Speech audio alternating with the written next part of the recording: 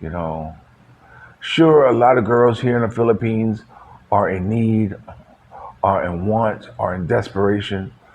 You know, and they're looking for a better way of life, and a foreigner can provide that better way of life for her, and that's a good thing.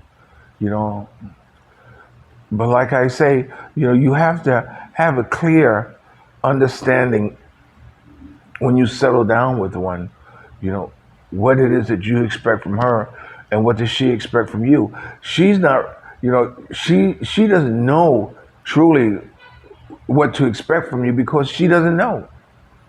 She doesn't know, you know, so it's up to you, to provide the type of life that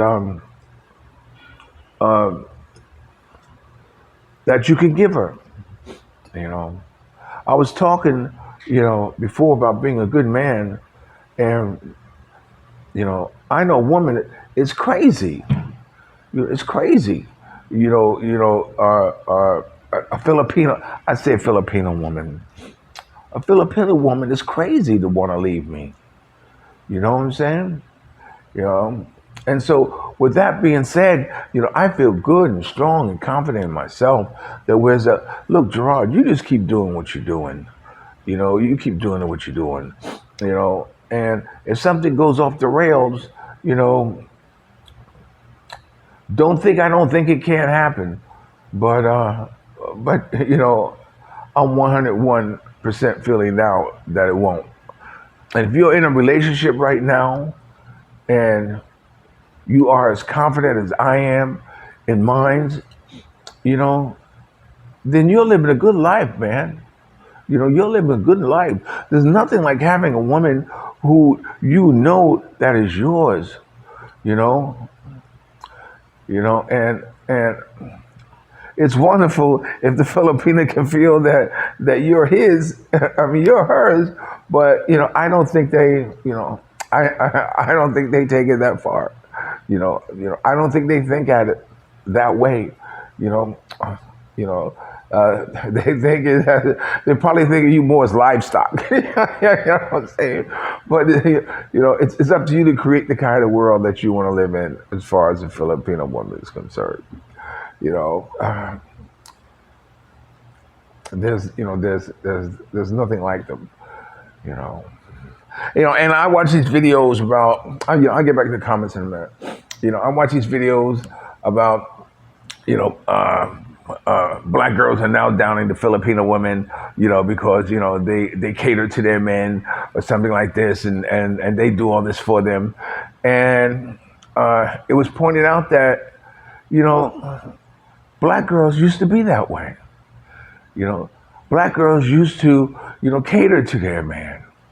You know, they used to take care of their men, support their men. But we moved into an era where that, I don't need no man, you know what I'm saying, like that. And it's unfortunate. So, a man wants to be needed. A man wants to be responsible for someone or something, it's in our nature. We have to be responsible to someone, you know, and, here in the Philippines, you can you know, and it's a good feeling, you know.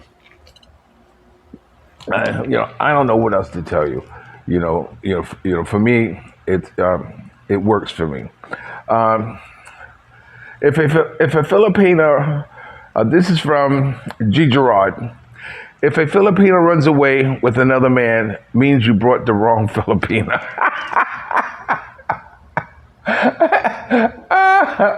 Yeah, yeah.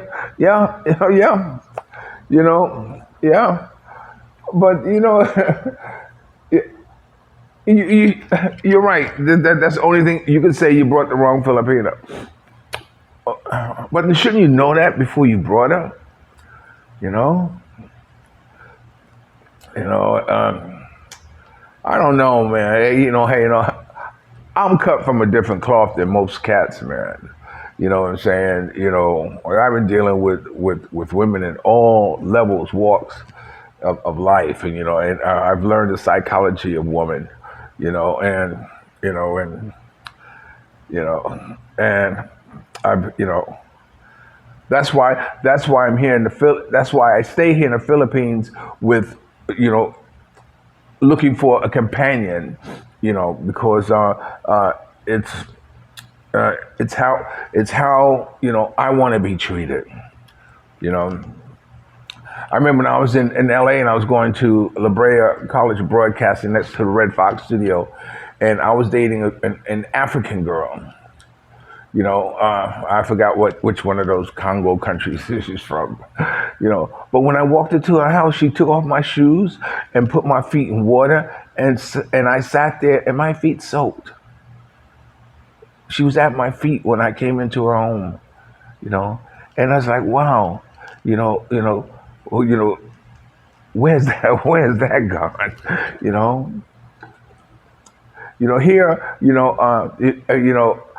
I know with Mia, I have her in when I'm getting dressed to play tennis, like she lotions my legs, or she might help me take my pants off, or put my pants on, and she help me get dressed, and she's pregnant. You know what I'm saying? But see, that's the consistency of how it was when I first met her. Those were the things that attracted me to her. Those are things, that I filed in my mind saying, yes, I like this. I like this. And sometimes, if it might go, a little long, and I say, yo, you know what, you're falling down on your job. You know what I'm saying? And I remind her, because there's nothing wrong with that. There's nothing wrong with reminding someone that you're not being consistent anymore. Or you stop doing this. And I think it's I think it's right, because if they stop doing something that made you want to be with them, then you're going to hold resentment because you're not doing what it was that you did to get me, and now you stop. So the main thing is you want to stay consistent, because when you stop doing something, then you start saying something is wrong. You start saying, in your mind, like, there's a story I tell about, I was with this girl, she was a Spanish girl, and every time I went over her house, she always gave me a nice glass of Kool-Aid or some type of a drink with ice in it.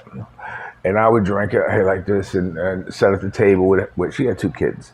And, like this. And one day I came over her house. I mean, this is the girl that whenever I was walking to her house, she would take off her shirt and press her breasts up against the window. I think I got a picture of it. Like, wow, like saying, this is what you're coming home to, and I enjoyed that, But one day I came home and she gave me a glass of a drink with no ice in it. So I took the glass and I looked at it here. I looked at it here. I looked at it here. Up here like this, look down like this. She said, what are you doing? I said, you know what, baby? There's no ice in this. I said, you stop being consistent. Something is wrong. Because somewhere in your mind, you said, flock him, I ain't putting no ice in it this time. And just gave me the drink. And sure enough, it wasn't too long of that we weren't together anymore. For whatever reason, but, okay, let me say, okay, I think I went through those comments on that one particular video.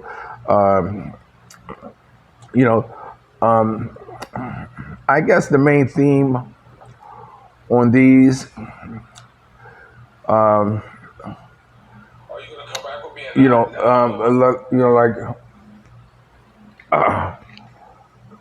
said that if a Filipino leaves you, you put the, I can't think of a Filipino leaving you unless you're getting one of those Filipinas that hang around with foreigners and, in all these little pockets, where they hang out and drink and all that stuff. And then, you might get a Filipina that, she's going from one foreigner to the next. You have them like that, like pinballs,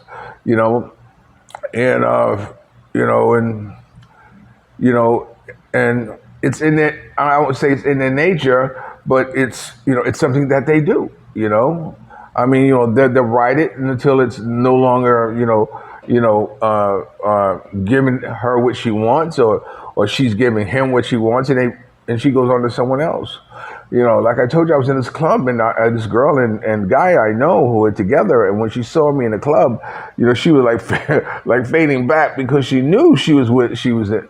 I don't know, maybe the relationship was broken off or whatever, but she wouldn't say hello or anything. She just like wanted to disappear because I knew she was with somebody else, sitting on someone else. And so, you have women like that. You have women that, that just, you know, now if you want to take her to the United States, would you want to take her knowing that already she's been about 5 or 6 different foreigners, and then now you want to take her to the United States? Okay, you got to be out your rabbit ass mind to want to take her to the United States. I mean, that's actually putting the fox in the hen house. You know what I'm saying? So anyway, watch out. You know what I'm saying? Just know who you're with, man. Just know who you're with. And you can't know that over the internet. Okay, this is another one. This is like part 3. We're almost done here. This is Rag Jam Rock. Calvin brought his wife over to the United States. He had to work to secure enough residence income for them to return to the Philippines. She never told him that she wanted to stay in the United States. I would argue that if there was a large age gap between one and my Filipina, I would be taking a huge risk. Imagine if she was working and her co-workers start asking her if I was her sugar daddy. Then they proceed to tell her she could do better while the young guy starts propositioning her. Next, her Filipino friends start telling her she should get a white guy. At my age, I'm not prepared to deal with that drama. I think this would be a good topic for you and Dumagetti Kalman to debate. He hit on some really good points there.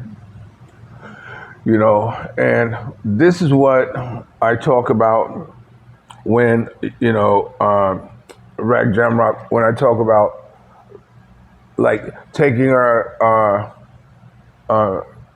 to the United States, and she starts learning the ways of the American culture of people around her age or whatever, especially when there's a huge age gap. And that's an important factor because although it's accepted here in the Philippines, it's frowned upon in the United States. If you're with a girl and she's 25 years younger than you are, your people say, what are you doing? You know what I'm saying? To them it's not.